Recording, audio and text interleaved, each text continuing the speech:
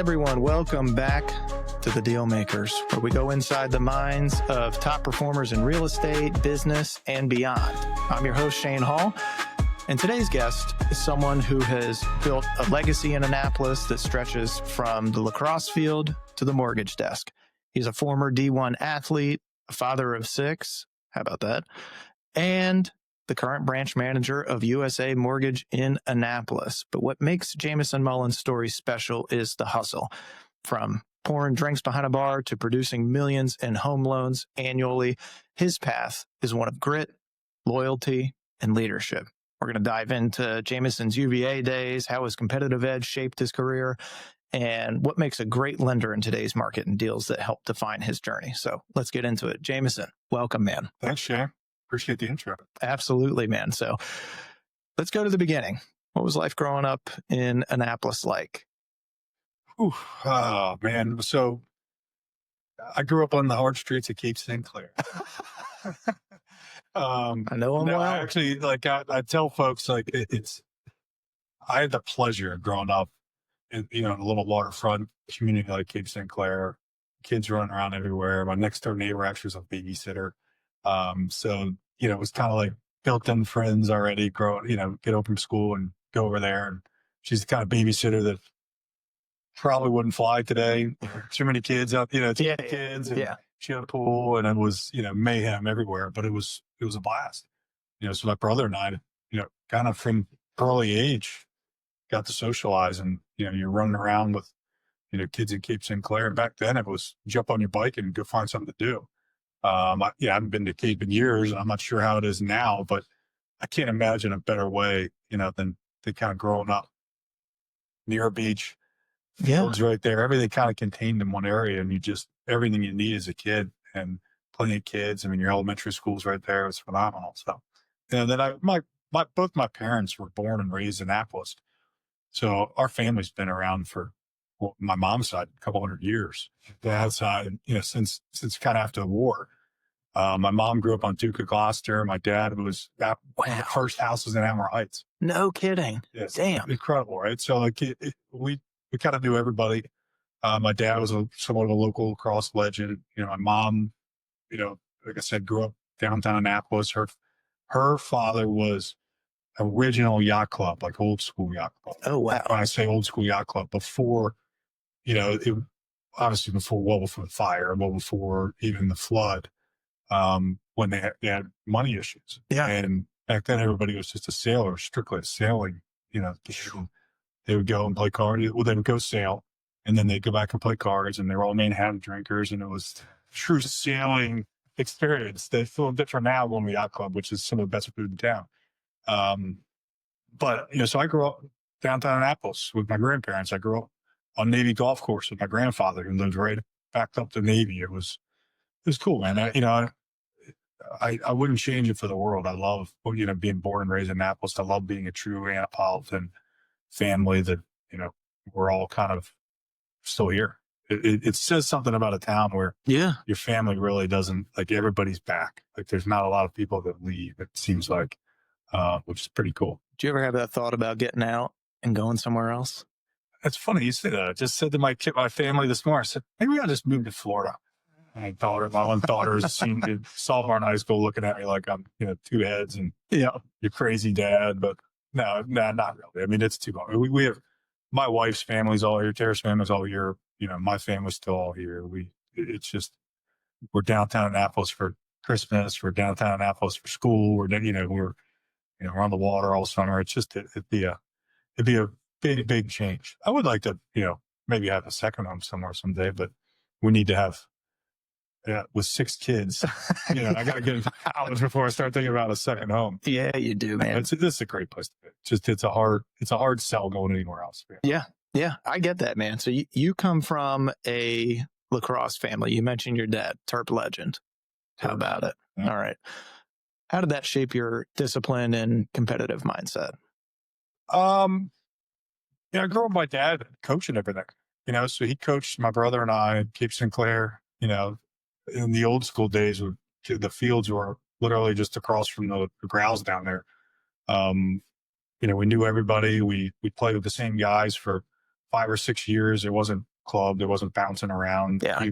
You grew up, wanting to, beat the hell out of Serena Park guys or Edgewater guys, or you got tired of getting the South County boys beating the heck out of you, or the, Annapolis boys, heck out of you on the field. Like, so it was, you kind of grew up together, and it wasn't like going out, let's go find a better player. We had to just get better. And, my dad used to, even in college, he'd be like, come back when you weren't playing or something, he'd be like, just get better, son. You just gotta get better. Like, he said that to us all. But that's kind of what we, and that's the mindset you got to have. It's like, you can't always be the victim, right? So, and that's what sports taught us. So it was, look, you may not have the most talent in the world, or maybe you're super talented, but you're not using it. Like, you got to fight, you got to work hard. And really, it's one of the reasons why in this business, I think athletes thrive, because you're constantly getting knocked down, right? And then you got to get back up. And it's like a daily fight every single day, and the tough survive.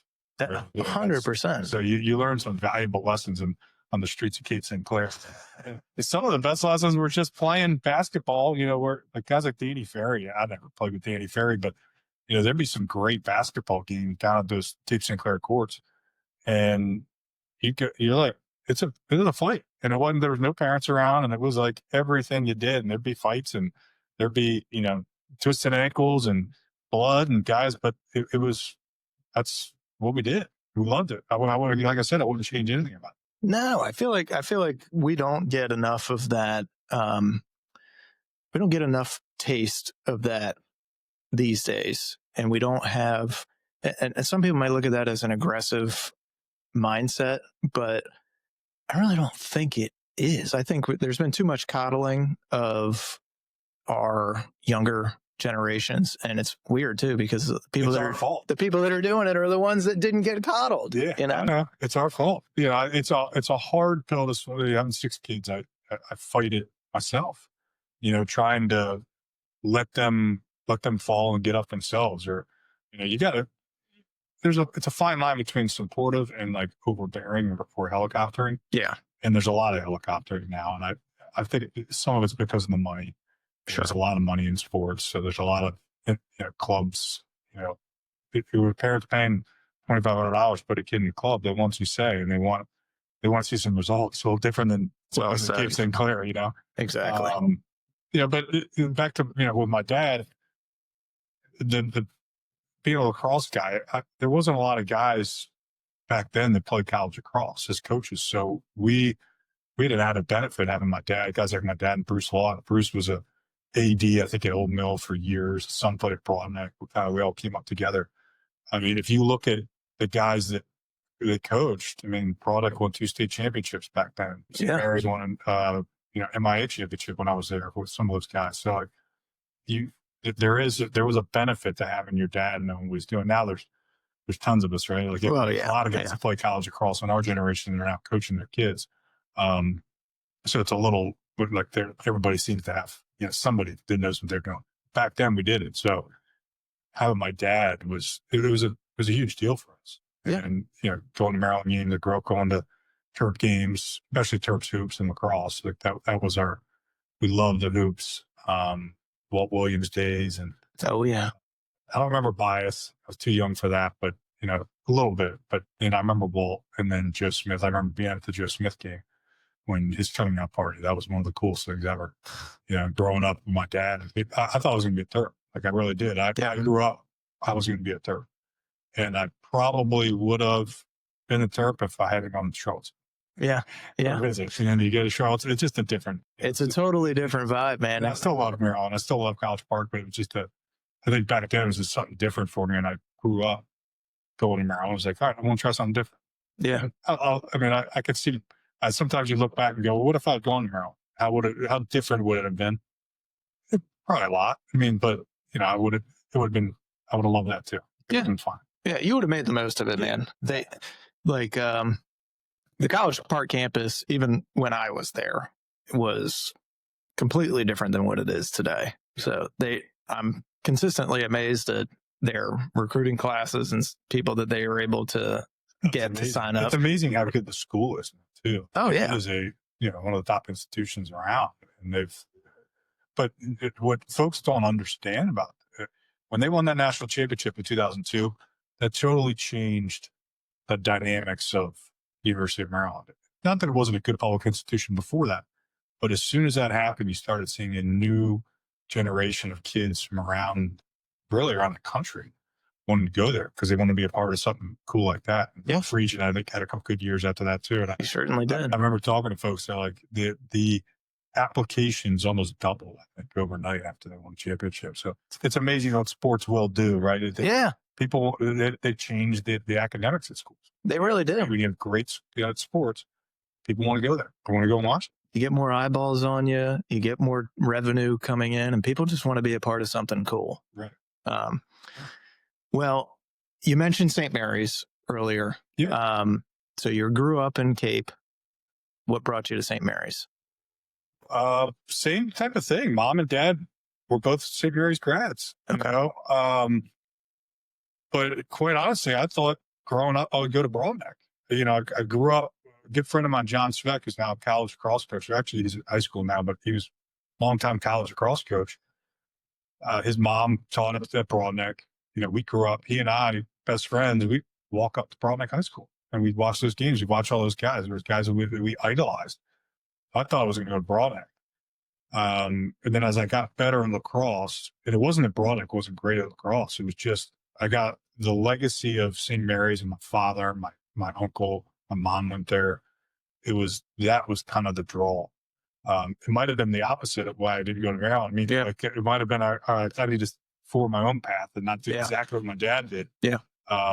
You know, I don't, it's 30 years ago now, so it's hard for me to really, you know, remember my thinking process. But anyway, so I go to St. Mary's. Rob White and Jim Moore are there. Jim Moore, legendary coach. Legendary. And by the way, so was, you know, I'm blanking on his name now, the coach of Broadneck, legendary guy. Clay White. Clay White. Legendary coach. But Moorhead was kind of one of those guys that had been there forever. I don't think he ever lost an alum league game, maybe one ever. And St. Mary's was just so uberly talented. And I was like, I think I kind of want to go try that. I was young. I was probably a year younger than a lot of the guys in my class just because it was September birthday and back then it was different. Yeah.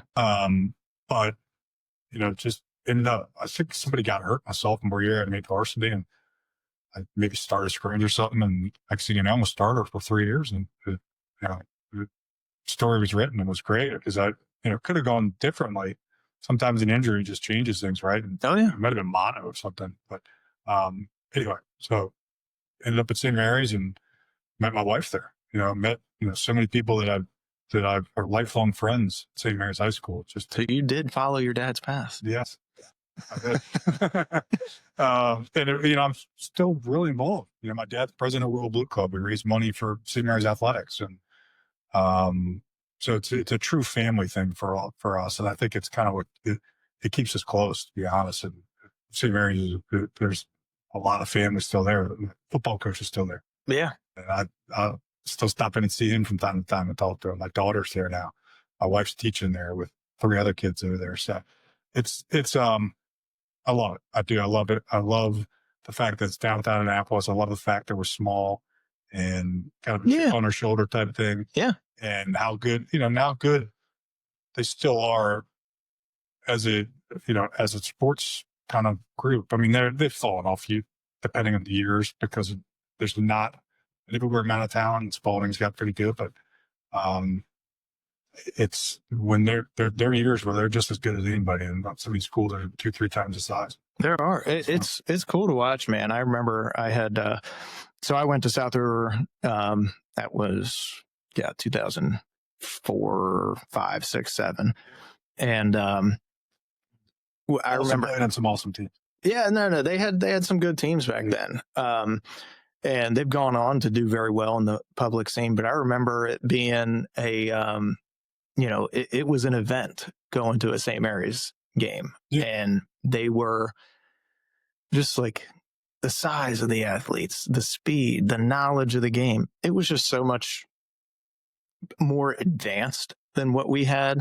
I was always just impressed by it, but I never went. My kid brothers did go. Yeah. And I remember my brother Griffin was on the last MIAA championship team. 2015. Yeah. With Ben Ruby or Joe Thompson. That's right. That's right. And dude, watching those guys play, it was like watching a little college team out there playing. It was awesome. And the thing that I've always noticed about the St. Mary's guys, because it is kind of such a small community, everybody kind of knows each other. They grew up together.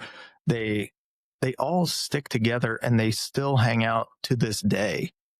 And it could be, I mean, my brother's been graduated for 10 plus years, but his best friends are still the high school kids. Yeah. It's not like all these college kids that, you know, you meet and have friends with. Those guys still hang out together all the time. They go to each other's weddings. And I just think that's a really cool thing, man. Well, I think part of that's the draw of Annapolis too. Like people end up back here, right? So, yeah. And that St. Mary's crew is pretty tight knit. They're not big schools. It's not big schools. So some of the public schools, kids get lost, Oh yeah. It was just tight knit group. So it was always guys that, we had to be, because there wasn't, you couldn't go find other people. There was 100 people in your class, so you had no choice. But yeah, I'm still close with a lot of guys from, 30, like I said, 30 years later, I still have text streams still do fantasy football with some of my high school players. That's cool, man. Yeah. That's cool. It's definitely a cool feeling. It's definitely a cool community, which is why I, like having my kids here there. I want them to have something similar. I think it's something that not everybody has. So it's something we take pride in. You got any lessons from St. Mary's that you took with you to UVA? Yeah, because it's similar. I mean, when I got to St. Mary's, everybody was good. Like it was playing sports, especially lacrosse. Everybody was good. So, you kind of had to earn your way. You had to fight, to get playing time. And it's still that way. My daughter's, fighting and sacrificing and doing what she's got to do as a teammate just to get on the field. And that's what you want. I mean, that's what you want. You want for that for your kid. You want them to learn to fight.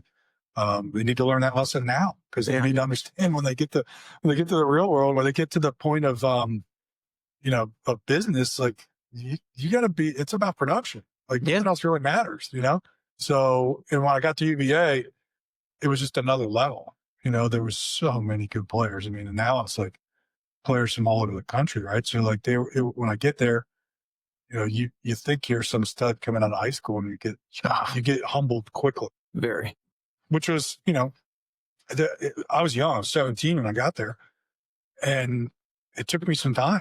It really did. I thought it would just, and I got to play right away, and took my lumps and had some, some tough times, but it definitely taught me that, look, it's no matter what, you think you should keep getting chances, or you think you should be just given, production. It doesn't work like that way. You have to produce, and because there's somebody behind you waiting to take your spot. Right? Always. And that's the key. That's what I learned at St. Mary's and took with me to Virginia. And it just was another level there. That's incredible, man. Well, take me back to the recruiting days. What was recruiting like back then? Oh, it's totally different. So in the summers, you just went to like some camps, so like a lot of, maybe they got to see you at Carolina camp or Maryland camp or Virginia camp, or then they're the top 205. They started doing that. Your old coach Cottle, and Tierney started that. And so we do 205, and it used to be an invite thing, and then it became a business. So they had more than 205 kids and had multiple sessions. But anyway, so that was kind of your club lacrosse per se. That was what you did. So a lot of the recruiting was actually done at high school games. So your coach, but I think back then, a coach got to see you, in a real environment. Sometimes the club games they're just not, to me, they're not a real environment. No, it's like an AAU. Like there's not stakes. Exactly. Yeah. So, and I don't know who I was talking about it recently. I'm like, if they recruited now, or like they do now back then, I don't know that I would have played at UVA, because I was more of a late bloomer. Like I wasn't really, I had a great junior year in lacrosse, and then that summer played well at 205, and that's when I was getting a significant amount of letters that summer, and Dob Starja was probably the best at recruiting back then. And Petro was at Hopkins as an assistant. I think Adele was at Maryland. who was at Claremont and Carolina. Those are kind of my schools I looked at. Loyola, Colorado, still Loyola. And those 5 schools, you get to go on visits and like actually visit the school and be a part of, the partying. I mean, it was a party, a lot of times, but you got to see the guys and be around the guys more. It wasn't just talking to the coach. And to me, that matters. Oh, it does. You want to see what the group of guys is like. And I'll be honest, I liked them all. Like I didn't have a bad thing to say about any of them. I think Virginia was fun to watch at the time. They had Watson and Doug Knight, those guys, and I'm pretty good friends with both of them now. And, I looked up to those guys and was like, I want to play like that. And it was fast and, aggressive and just fun lacrosse. And that's kind of what, in Tackman, that's what I wanted. Yeah. I didn't want to slow it down and guys like you beat on me. So we just wanted to run, right? So that was a little bit of the reasoning probably behind why I was just like enthralled by watching those guys play. But I mean, any of those 5 schools obviously would have been, I feel like would have been phenomenal choices. Just ended up going down there. And Don was very good. Don was a hell of as good as it gets. And we just had an unbelievable group of guys. I say we could, besides like the top 10 teams in the country, we had better games a lot of times at practice, because we were so uber talented. Yeah. At all positions. Deep, probably 30 deep. Yeah.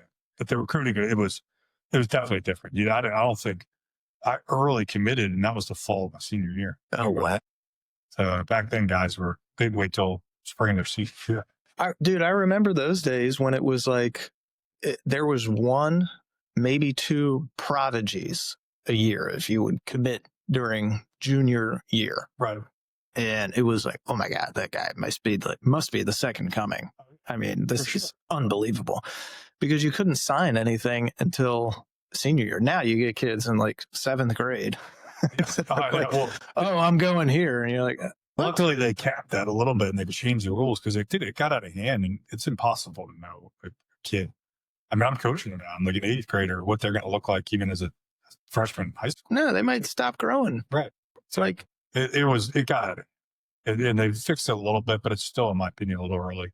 Becomes sophomore year is your big year in the summer because everybody's like on the phones September 1 of junior year now, which to me is they haven't really even learned how to play high school lacrosse yet. Most of them. Most of them now. And see how to play at that faster pace because it's different. When you play club, you're playing only your age group, right? So you're playing everybody in say 2028 or 2029 class. Well, next thing you know, you go to high school, you're playing against 2026's senior when you're a freshman. It's a different ball game. And some kids can handle that speed, some can't. And you don't know that, until a couple of years in, really, and how they're going to do. And that's why, to me, if I'm a coach, and you're starting to see some of this where the no can't misses a lot of times they're going early. Yeah. But I think they're holding on with the transfer portal. So they're holding on kids now to see if they adapt anymore to the speed, right? So, they're not taking a chance on 8 kids. They're taking a chance on 4, and then they're going to wait for another 4. It's kind of what I'm seeing, but I could be wrong with that too. I'm not really talking to that many of them. I know the Navy guys and a couple of the coaching staffs, but it almost feels like their thinking has to change yearly now because of the rules are changing so fast. Yeah. Yeah. And and that's such a tough age to project anything. Yeah. I was like you. I was the youngest in my class, playing varsity football at like 155 pounds as a middle soaking wet linebacker, soaking wet against linemen that are 290. And like, all right. And then I look at, just the transformation from my body, my senior year in high school to freshman year in college. I put on like 20, 25 pounds of muscle. It's just such a massive difference. Right? And I mean, my brother was that way. I was like, my brother Griffin that I mentioned earlier, he was a little runt for the longest time and didn't hit his growth spurt until senior year. And then all of a sudden, the kid that was getting pushed over and bullied a lot because he was too damn small was now running through every check. He's running past people. And it's like, oh my God, he can actually play. This is weird.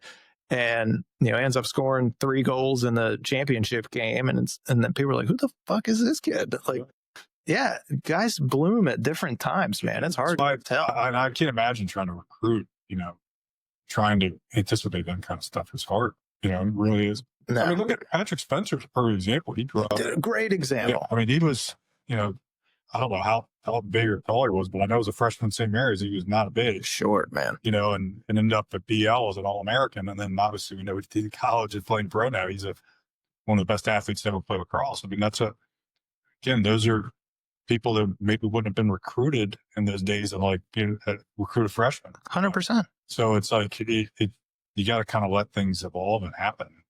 I don't envy that coaching recruiting job because that's not fun right now. No, I got to agree with that. Did your dad give you any flack for going to Charlottesville? I think he was, I don't know if there was any disappointment or, flack or anything like that. It was more from his buddies, I was probably the oldest son.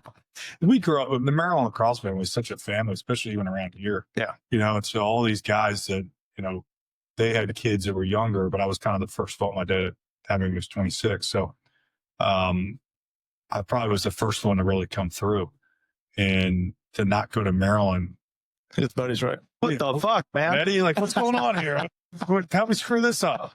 And then Justin ended up coming too, to my brother, to follow to Virginia. So he spent 7 years down there. Oh my God. We had him wearing all kinds of orange, and anytime they play him in other sports, there's a couple times that basketball games were happening when he was down there. So we get talking trash and stuff. It was fun. He embraced it because it was a very fun crew to be around. The families were awesome. Obviously the guys are unbelievable guys. So he can have fun with anybody. So we had a lot of fun down there, but he's still a turd. He doesn't wear orange anymore. What's it like playing at that level and going from St. Mary's? I remember walking on the field my freshman year of college, first practice, and being completely blown away. And I had great coaches at South River and played against, one of them is Stevie Morrill, one of the all-time. Saw Steve last night. Yeah, it was a great dude. And one of the all-time points leaders in NCAA history. So I was thinking, hey, it's going to be a bunch of Stevies out there. You got to really step your game up. And the speed it was outrageous how fast everybody was moving, how fast the ball was moving. And I just felt totally overwhelmed with it. It took me a while to kind of get used to it and get acclimated. Well, I think what happens is you get the best players on every high school team. You end up on college, right? So it's like you're now not just the best player that you squid before, all right, best player, I'm one of the best players at St. Mary's. One of the best players in the county, maybe even in the state. Now you go to Virginia, it's that's everybody on the team. Yeah. Everybody's like that. So if you're not playing to the next level and really picking up your pace, and some guys can't, they may not have it. It's just not everybody's built that way. I was pretty, I was middle of the road, probably athlete on the team, maybe, kind of an upper third, but there was some guys like Jay Jalbert and Ryan Curtis and, Chris Fratelli. These guys are thoroughbred athletes, right? Especially Jay and Ryan. That was another level that I'd never seen before, right? I played with Danny Merle, Steve's brother. Danny was pretty similar. Danny had some of the best hands I've ever seen, and could play fast. So playing with him, I got to, and there were some guys at St. Mary's that were every bit as good as these guys in Virginia. When you get to the top guys were probably a little bit better, maybe similar, but it's that kind of lower end. Everybody's good in that lower end. Everybody's fighting for those starting positions. Yeah. Again, if you're not, you can't have a bad week of practice. Next thing you know, you're sitting the bench. Because there's somebody behind you that's ready to go. Exactly. It is a hard pill to swallow, but it also teaches you every day matters, right? You got to be ready to play every day. And I'm the same way. It took me probably till my senior year to really grasp that. I was 21-year-old senior, so I was young still. So you can also see why some of these older guys thrive when they have a couple more years. Oh yeah. Become men and understand, what it takes. And it does make a difference. Yeah, it made me resent the guys that were, 24-year-old seniors. And you're like, mother effer. Yeah.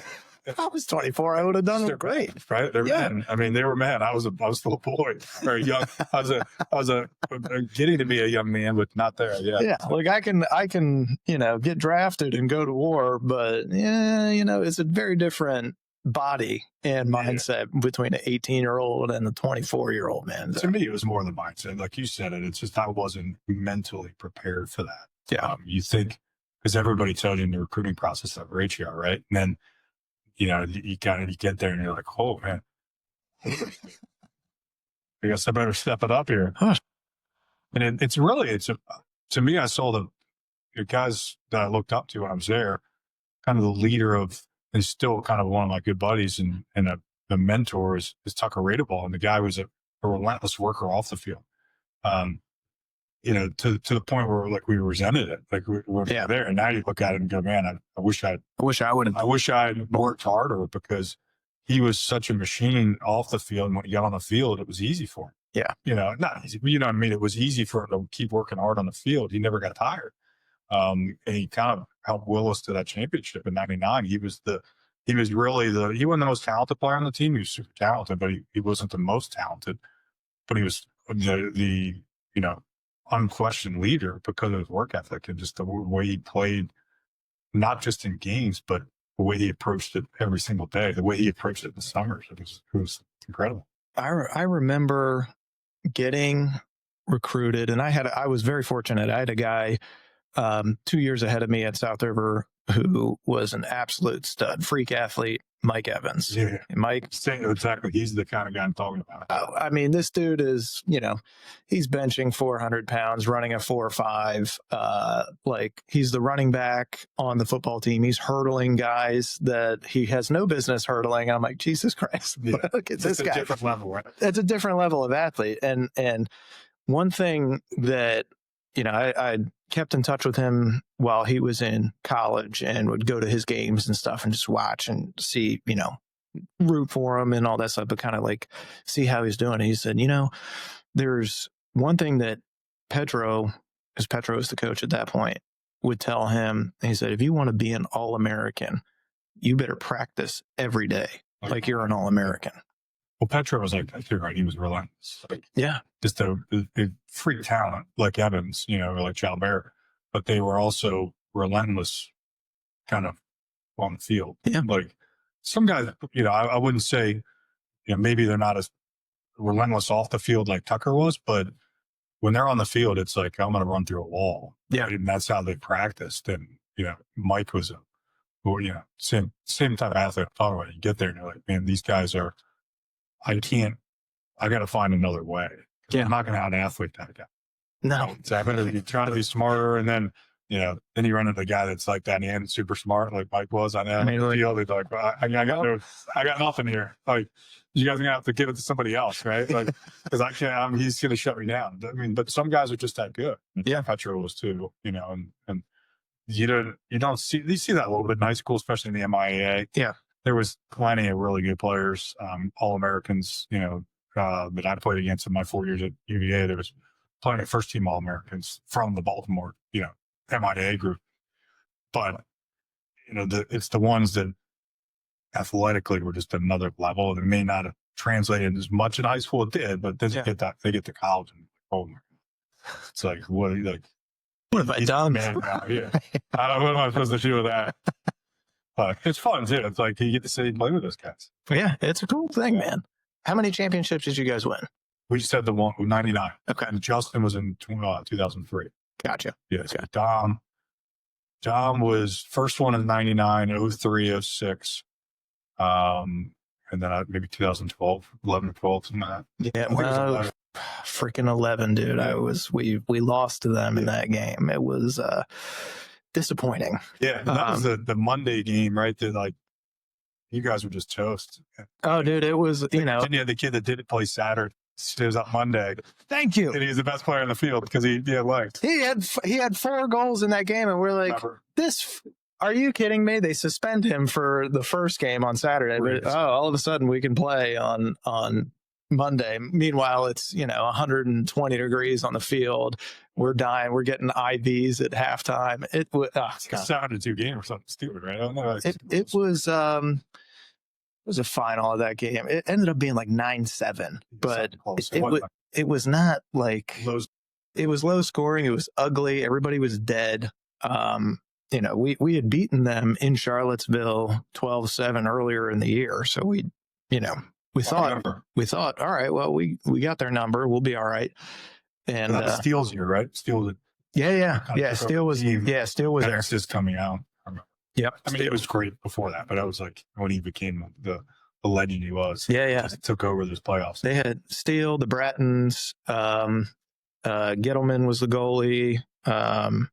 Malfris was running point at the pole. They had a lot of good guys, man. Yeah. They had a lot of good guys. I remember being at that.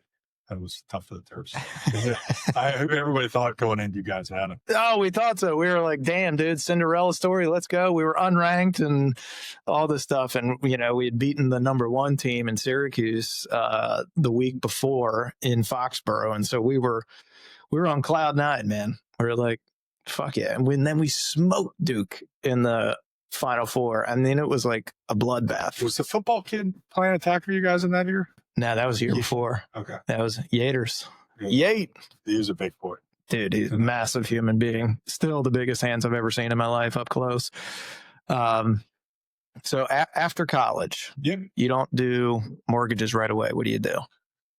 Ooh, I was a little bit burned out, to be honest, on lacrosse stuff. They had just started the MLL at that point. Okay. And a lot of guys they had done those showcase the year before. And I had kind of finished up pretty strong my senior year, but we lost in the first round up at like Army to Hofstra in like overtime. Johnson was in the cage freshman year. His freshman year. We were really talented, but kind of young. So we lose, and at that point, I'm like, I got to get out of Dodge for a while. Bring that. I do that. I think I finished up the summer with like Spanish, which always gave me college. So I finished up, and I'm like, no comprende. Yeah, I come home, and I'm like, what am I going to do? And a couple buddies of mine lived in Charleston, South Carolina. Oh yeah, a couple guys that were at school down there still, and they were maybe doing a 5th year or whatever. And I'm like, I'm going down there. So I moved down there to Folly Beach, and kind of get it like it wasn't easy to find a job back then either. So like I ended up catering and bartending down in Charleston, South Carolina. Could be worse though. Could be worse. Yeah, it's a nice setting, man. We live right on the beach. I mean, we're talking Folly Beach is like kind of the surfer, kind of hippier area. Oh yeah, of Charleston. So just living the good life, catering, bartending, being an idiot. And then I got a job at Kiowa, which is unbelievable. So wow, a local guy from Annapolis had moved down there. I don't know. He bought probably in the early 90s in Kiowa before it like exploded. Yeah. It was stupid expensive. And they had 2 private courses on Kiowa Island. One of them was Cacique, was brand new. And they were actually, luckily, they just opened and were hiring people. Yeah. I remember making, I think they paid me a salary like $25,000. Yeah. And I got like free golf. And I was like, a salary? I get a salary? Really? This is great. Honestly, it's the most salary I think I've ever had in my life. Really? Oh, that's so cool. So, I get a salary. I'm playing, I show up at 6 a.m., work till 2. And then, just as a cart boy, basically, cart barn guy and bringing the carts out. And there was a no tip facility, and that's why they paid us, it was one of those places, really nice. Yeah. But then we got to go play golf in the afternoons. That's cool. So I got to play a lot of golf. Was basically doing that, go home some nights we party. It became tough to like the 6 a.m. because it was a 45-minute drive at least in the morning from Folly to go in town and then back out to Kiowa. Yeah. So it was tough, to be partying all the time and making it to work. So the party, we still had a great time. I mean, you're 21 years old, so don't get me wrong, we had fun. But just being out, it was exactly what I needed. Let's put it that way. That's a wild lifestyle, man. That's so cool. Well, I tell folks now, I'm like, if it hadn't been for my wife, girlfriend at the time, it's kind of like, I better get home to her or she's going to find somebody else. But if I hadn't gone home, I'd probably still be there doing the same thing, living the good life. No kids, like just a knucklehead, 45-year-old. You'd be Kenny Powers. Yeah, exactly. Some guy like talking about, going out and playing like weekend games at the local muni. Yeah. So you made the right decision coming home. But what year did you come home? 2002, I believe. Okay. 2002, because I graduated 2001. Went there. It was like the summer of 2002 or like the fall of 2002, something like that. I actually got a job at a title company first. Okay. Through golf, because it was, my father-in-law knew this guy who back then, 2002 and 2003, after 9/11, they really did like plummeted rates, like to get the economy going. Yeah. It was refi central. I mean, and it was easy refis. Like you're talking, that's when all the liar loans started, all those types of things. So he was inundated with business because it would just be, he was getting 100 orders, a week for refinancing. We needed somebody basically to come in and just like open up cases for him and maybe train me to like, eventually be a settlement agent or something like that. And I think we quickly found out that it wasn't suited for, the detail piece of that. He was like, yeah, you're more a talker, James. If you want to get into, you ought to, and you should be a loan officer. I'm like, okay. So that's not a bad idea. He's like, I think you'd be better at that. Funny. I said, Dick Ham was his name, the guy that was the title attorney at the time. He just called me recently this week. So we, still have a relationship with him, a great guy.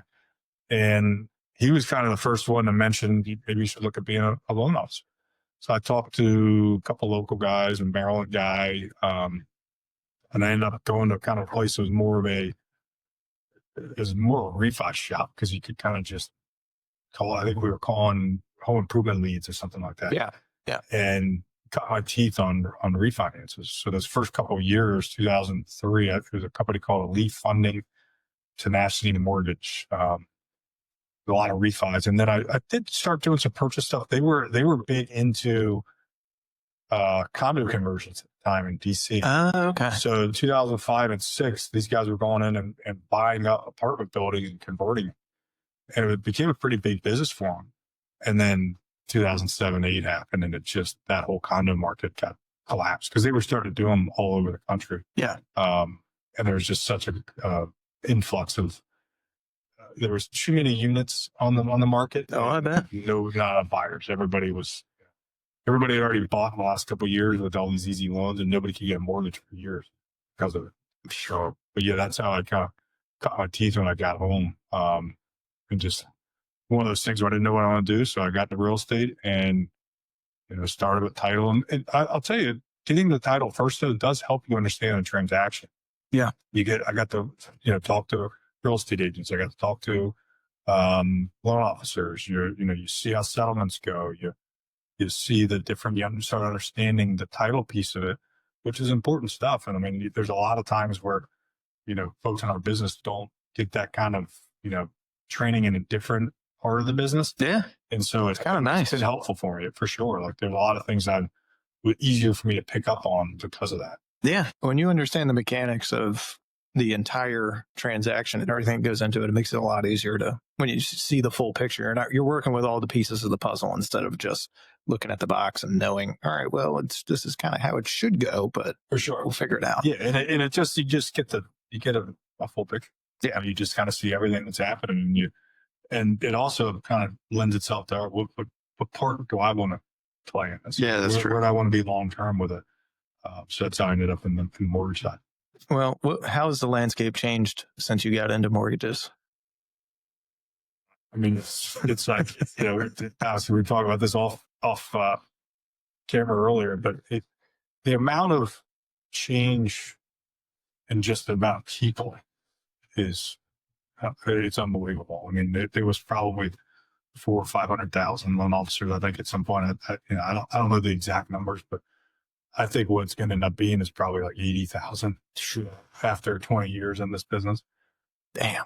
It's just the regulatory stuff after 2008 completely changed the game, and it made it very difficult for just anybody to do mortgages, right? So a lot of folks Plus, just the lack of volume back then got a lot of people out. Yeah. Yeah. So it's still the same basic principles of getting a mortgage, but back then, other than back then, if you could follow a mirror, you'd get a mortgage in the beginning. Once 2008-9 hit, completely changed, and it was full doc again, everything, and there was over the top documentation. But the premise, like the change for me, and where I learned, I had to change again. You did go to college, you got to change your ways, you got to change your work ethic. I had to change not only my work ethic in the sense it wasn't easy anymore, but it was also I had to work smarter, go after certain avenues of business. The real estate agents drive business down. They drove it even more back then, probably. But I realized I had to get, more into real estate agents and network more with agents, builders. God bless you. Yeah, because you want it to be a full. Most agents want a full service operation. They want some of it's the control piece. They also want their customer to go through a great experience so that they come back to that agent. A lot of what happens, right, in the transaction, if things go sideways in the transaction, even if it wasn't the agent's fault, they just will associate a bad experience with the agent. Yes. So that's why it's so unbelievably important to have mortgage people you trust that are going to give your customer a good experience. And so what I learned is you better prioritize customer service as a loan officer, not only to the agent, but to the customer too, because if you're not with the customer, they're going to tell the agent.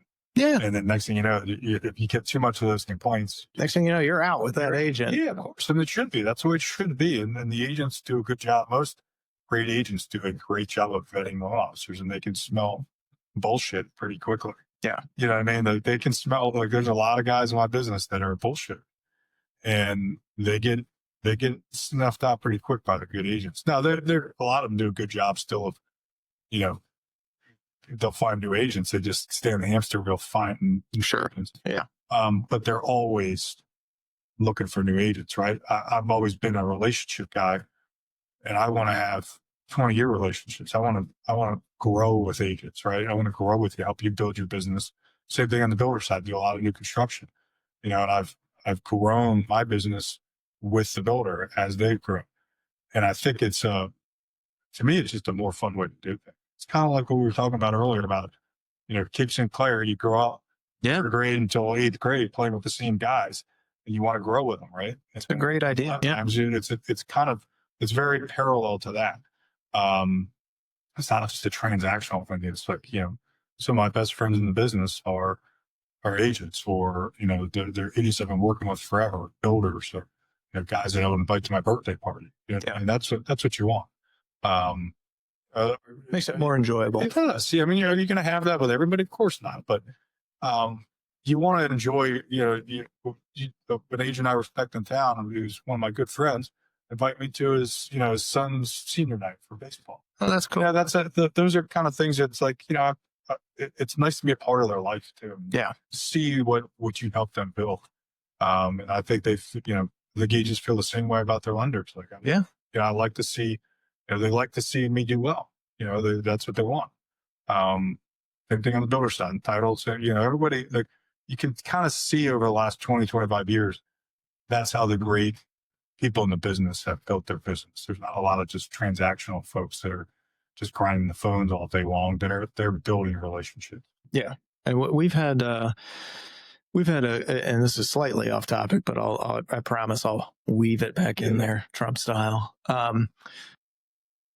We've had a couple of clients and people close to us pass away in the last year, and it makes you realize how finite time is.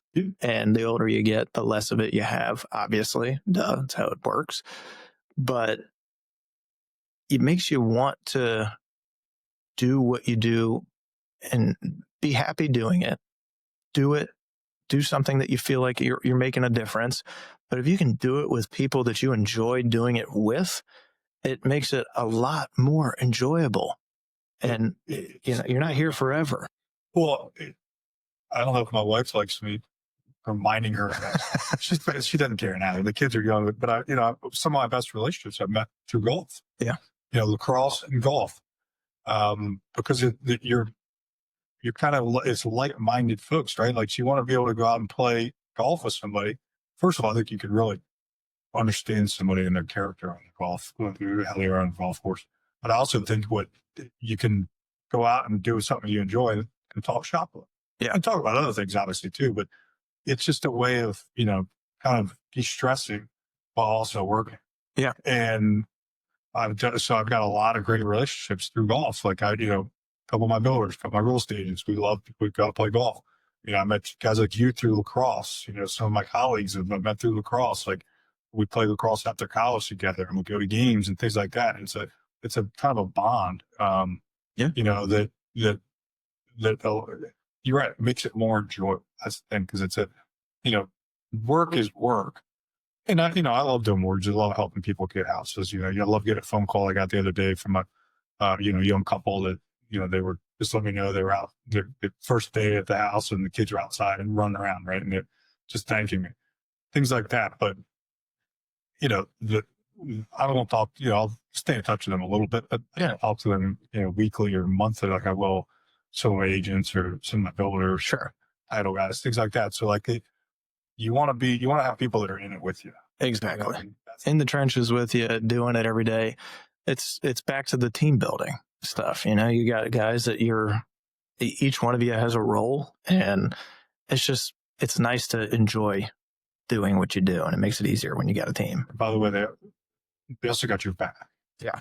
If there's a mistake is made, or maybe it's something that wasn't your fault, or, you want the agent to know that the lender is going to, do everything they can to get that problem solved, or do whatever, even if it's whoever's fault it is, it doesn't really matter at that point. It's like, nobody cares.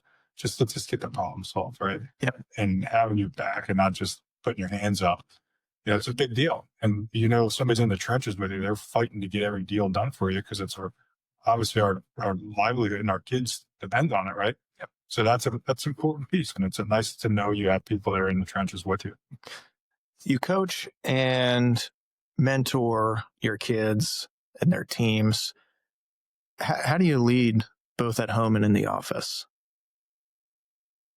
So having 6 of them, it's a lot, man. It is. And but you understand that their personalities, every single one of them is different, right? Yeah. And so my oldest daughter, I coached her for years, because I could say anything I wanted to her, and I could be the hardest on her, and she'd be fine. But she would let it roll off her shoulders, and it allowed me to be hard on other kids and make it look like I was just as hard on, I wasn't just hard on them. I was hard on my daughter the hardest. And if she can handle it, then they could too.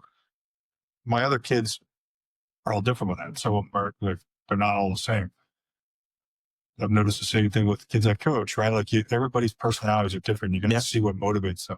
No different than in the office, right? Like, some people need a pat on the back. Some people need a kick in the butt. The great leaders, and I wouldn't put myself in a great leader category. I do my best to try to lead by example, and help people when I can and be responsive. That's kind of my leadership, traits. I mean, that's my style. I'm not a rah-rah guy. I don't come in and every morning be like, pound on the table, still guys, cat guy. And I'm not. You're not McConaughey and Wolf of Wall Street. Wouldn't that hit? Not even close. Although that's a great movie. And I'm not even like the smoothest salesman talker. So, like, even like coming in and listening to me talk. I mean, I think guys would, my folks do probably benefit from hearing some of what I say, but it's not like I'm a hard sell. And try to establish my clients, trust kind of the same way I do with my referral partner. It's, just straight honesty. I'm not smart enough to remember lies. So, or BS. It's a great way to put it. And I try to sound as professional as I can, and as, what's the word? Basically I'm trying to, like, I know what I'm doing, as informative as I can, like, making them feel like I actually know what I'm talking about, which I kind of think I do. Yeah. At least I hope I do. So, as far as, leadership wise, I think that's kind of all you can do, like, lead by example. Now, with coaching is slightly different because you're kind of, you're forming everything on a daily basis. You're putting it's when you're leading the loan officers or a team, you got to kind of give them some freedom to sell how they sell best. Yeah. Lacrosse, you still have to kind of work more as a team. It's a little more individual in our business. But again, it's still the biggest thing is personalities. Like you just got to manage different personalities. Some kids can handle you yell at them. Some kids can't. Some kids can be the scapegoat and they play better. Some kids need to be told they're the greatest thing ever. Loan officers the same way. Probably more so. Yeah. Yep. Right. What's one of the most underrated traits of a top tier mortgage broker? Responsiveness. Yeah. I'd say there's two things. I work with Sam Rosenblatt, who's probably the top loan officer in the region, has been for 10, 15 years, at least one of them. And, Sam is incredibly responsive with his customers. I've kind of built mine the same way, responsive with your referral partners, because a lot of times you need quick answers. Folks need quick answers. So if you're not getting back to them that day, you better be getting back to them the first thing in the morning. They better know why. Or, sometimes it's text, hey, I'm at a funeral with family. I can't make it. You want me to have somebody call you, or can I call you tomorrow? Most, like 95% of the time, it's calling tomorrow. So, I feel sorry for your loss. It's responsiveness. The other thing is problem solving, which is the harder part. So the responsiveness is, that's probably 75% of being a great loan officer, and you can make an awesome living if you're just responsive. I think the top tier guys are the greatest loan officers I've seen, and frankly, the greatest real estate agents are problem solvers. And there's a bit of a difference in intellect there. You got to obviously be smarter, right? You can't just be, I'm just going to grind out the work. So there's another level of good there. So I would say those two things. I mean, one of my old mentors said, just do what you say you're going to do and call people back. Yeah. He's like, that's 90% of the business. And I agree with him there. But doing what you say you're going to do is, if you say you're going to get a loan close, you can call somebody back, you do. Right. And so that's a big piece of it. And it's, anytime you give a pre-approval letter, you're basically saying, I got this. Yeah, I got this. And you better get it. Yeah. And that's doing what you say you're going to do. And if the better you get at problem solving, the more confident you are with this pre-approval letter. Right. Because there's all kinds of stuff. You guys see it in your business. We see it in our business. All kinds of problems that get thrown at us on a daily basis. And the overwhelming majority of the ones you guys see, I don't hear about. The overwhelming majority of problems we see, we try not to bother you with because it's not something you want to hear on. It's not something you need to deal with. Right. That said, the big ones you will hear about some. And, you hope it's not something that the loan officer created, which happens a good amount, or something they missed. So, I guess if you want to throw in doing your due diligence up front, getting documents one of the things that changed my career was a blow up deal, 2012, 2011 or 12, something like that. It was back in the day when financing, you had to get everything. You're getting tax returns on a W-2 employee. You were getting, all their bank statements. You're getting, basically blood samples, everything. Oh yeah. Possibly get. I mean, it was crazy. But it taught me to be, to get all that stuff and do it up front, be thorough up front, rather than now we'll get it, 2 weeks down the line. Now I started asking for it up front. But I had one in particular deal that, I missed a guideline on. It was a crazy guideline on a jumbo loan. And I'll never forget it, but it changed my career in the sense that, you've got to be diligent up front and really comb through guidelines on products that you may not know. Now, since then, guidelines have changed so much. Yeah. So it's like, it's not as crazy with some of that stuff, but it definitely taught me that because that customer, even though it was really a crazy one, they'll never do business with me again. They shouldn't. I'll deserve that business. But that, everybody has those stories, and it's how you get up from it, how it shapes you as a loan officer. Do you just brush it off and say, it doesn't matter, it wasn't my fault, or take responsibility for it? Say, yeah, a lot of guys would have missed that, but I'm never going to miss it again. Yeah. Right. And I think that's what the great ones, they don't do that. They don't miss anything. Well, you mentioned that deal. Do you have any good ones that kind of tested you or that you're proud of? One of the first builders I ever started working with, I've been we had these kind of mini refi booms after 2010. And so I'd get some of that. And I was doing some purchase business starting to build my career. But I was kind of feeling like with all these kids, I needed somewhat more of some more consistency. So like, I need to branch out and find some other way to do business too, just to have it. So I reached out to this builder again I had a contact through playing golf, and they just happened to be looking for another lender at the time, and played golf, and they threw me a tough deal kind of at the end of the year. And it was a kid right out of dentist school, and he's becoming a dentist, but he's a 1099. Yeah.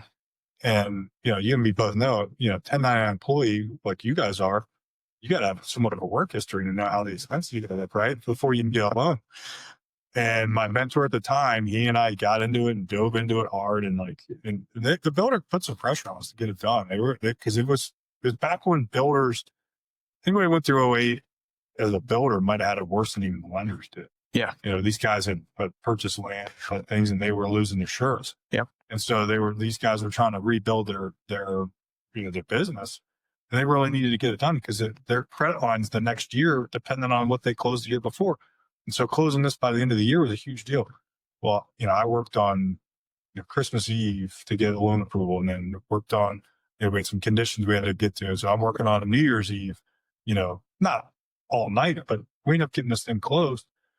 And I'm working with them ever since. It's 15 years ago, or 13 years ago. So like, you never know that one deal that's going to change your career, which is why you got to kind of treat them all, with the utmost respect, because something could just change you. So you could save a deal or, get a deal done that, on a timeline that nobody else could do, and next thing you know, that's your referral source for life, or that's your partner for life. So that was probably one of the ones that, I think about as, one of the more important ones that ever got done. Definitely proud of that. Yeah. And I think the one I talked about before that, though, the one that beat me out, the one where I missed something, it was that's the one I remember more. Like, you just like, I can't. Like that athlete mentality. I remember the losses more than I remember the wins. Exactly right. Exactly. Yeah. How do you balance being responsive and being everything for the client, but also having 6 kids, a wife that needs you? That's something that I think top agents struggle with, top brokers struggle with. Have you been able to find that balance? And if so, how? Yeah, it's getting better. The better the older I've gotten, the more I've learned to shut it down a little bit and just be, you're still responsive. I mean, the problem with the phone is that you can do it from anywhere, right? So you go on vacation and you're like, I can't miss anything. But I've learned to trust my team more, or at least try to trust them. But that's a tough thing. Yeah. I talked to my dad and I was about that. My dad ran a pretty big CPA firm. His father had started, and my aunt took it over, and they built it, to a pretty good size. And but he would tell me he even struggled with trusting your team, with your work, because, nobody's you. Like you take responsibility for what you're doing. So, but the more you trust that you've trained them properly, or the more that they prove that they're ready to go, it's on you to trust them, because they want that. They want the responsibility, right? So I've gotten better with that. But it's still a struggle, you're still trying to be there and be present for them. And it goes quick, so I already got one in college, and my youngest is 10 now. It's hard to believe. We're still playing lacrosse, and my kids are running around, right? And it happens so fast. And I honestly, I'm enjoying them as much as ever now, because they're older, and you can talk to them a little more. The teenage daughters thing is a little not going to figure out. They all of a sudden have an attitude. They don't look at you as their hero dad anymore. It's like dad's the one that's a pain in the ass. Yep. And mom. But, they do have, their personalities now, and you're seeing them become young adults. And, my daughter in college, another one going next year. And it's like you kind of realize, all right, I did something right. Yeah. And it's nice to also be like, look, I'm busting my butt so that they can have, the things that they're. So they can have the stuff. Yeah. But the one thing I will tell you is having 6, they had to fight for it too. It's not like we didn't have endless amounts of money or anything. So like, guys, you gotta go work on your own. You gotta earn this, that type thing. So it does, having 6 of them, they learn pretty quick. That's cool, man. Yeah, for sure. Well, let's do a little rapid fire Q&A before we wrap. What's your favorite? Excuse me. Okay. What's your favorite local spot for a celebration dinner in Annapolis? Probably depends on what the celebration is. Tara and I love Midnight. Oh, yeah. We've always loved that place. I don't know how long I've been there now, probably 20 years, but that's usually, if we ever have, like, we don't, over the last 20 years, we haven't had that many nights out, right? At least just the 2 of us.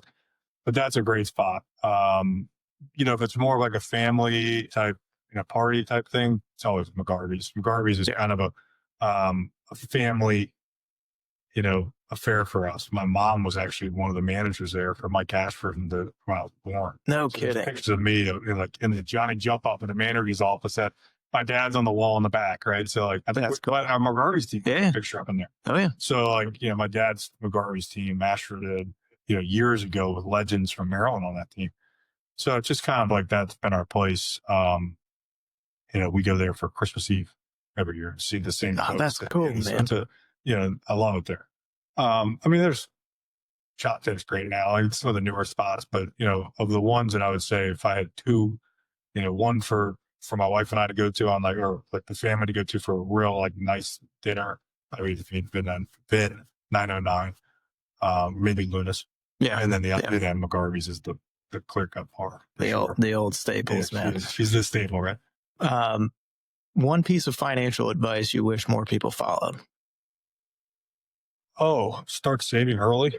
It's never too early to save, and and pay attention to your credit. I think a lot of kids don't understand it's important to pay your bills on time. Yeah. And then people get too far down the line and they go to buy a house and like, well, why can't I get because you got late? Well, it was just a $30 late payment or something, but it doesn't matter. It's a pattern, right? So I think our financial literacy is probably one of the biggest flaws of our school systems now. That's come up a few times on the pod. Has it? Yeah. And to me, I feel like that's one of those things where I was lucky enough to have a CPA father. Yeah. So conservative, very, very much a trusted advisor to his customers. And so my grandfather, even more conservative. Great Depression. Oh yeah. World War II veteran hero. So we were just a conservative family. So it was don't overspend, don't save your money. And then that hit, I'll never forget an old school agent, Dave Wright, years ago, a friend of my father's, said to me, Jamison, as soon as I got in the business, save your money. He said, because you're going to have times where, he said, just make sure you save your money. So in our business, that would be the biggest piece of advice. Yeah. Save your money. Save your money. You never know when you're going to need it. Hardest part about being a mortgage broker?